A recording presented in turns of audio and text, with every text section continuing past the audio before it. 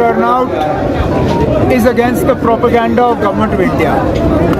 ये बदकिस्मती से गवर्नमेंट ऑफ इंडिया ने जो टर्नआउट का इस्तेमाल किया यहाँ फैलाने के लिए कि लोग बहुत खुश हैं, लोग मुतमईन हैं। देखिए किस तरह 5 अगस्त के बाद लोग जोग बगजोग इलेक्शन में हिस्सा ले रहे हैं। ये मरकज़ की हुकूमत का कसूर है कि श्रीनगर और आसपास के इलाकों में हमें टर्नआउट कम देखने को मिला।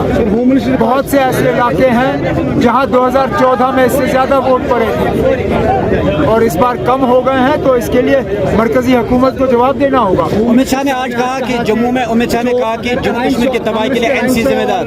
कांग्रेस के अलायंस और नेशनल कॉन्फ्रेंस के अलायंस जो है, अगर ये हुकूमत में आती है तो पाकिस्तान के एजेंडे को आगे बढ़ाएंगे। बीजेपी से तो हम और कोई उम्मीद करते नहीं है। नेशनल कॉन्फ्रेंस वो तंजीम है जिसने पिछले 35 साल में हज़ारों की तादाद में कुर्बानियाँ दी हैं। हमें अगर पाकिस्तान के एजेंडा के मुताबिक चलना होता, हम 35 साल पहले चलते, फिर शायद मेरे 4,500 से ज़्यादा साथी जो हैं वो कुर्बान नहीं होते। अब चलिए, अगर अमित शाह साहब नेशनल कॉन्फ्रेंस की उन कुर्बानियों को नज़रअंदाज करना चाहते हैं, मैं इसमें क्या कर सकता हूं? जमात का बयान आया है आज, अगर बयान हटाई गई तो हम 50 सीटों पे इलेक्शन लड़ रहे हैं। जमात का बयान आया है। थोड़ा वो हमें क्यों कह रहे हैं? वो मरकज़ को कहना चाहिए। हमने थोड़े ना बैन लगाया। जिन्होंने बैन लगाया है उनसे बात करें। क्या सियासी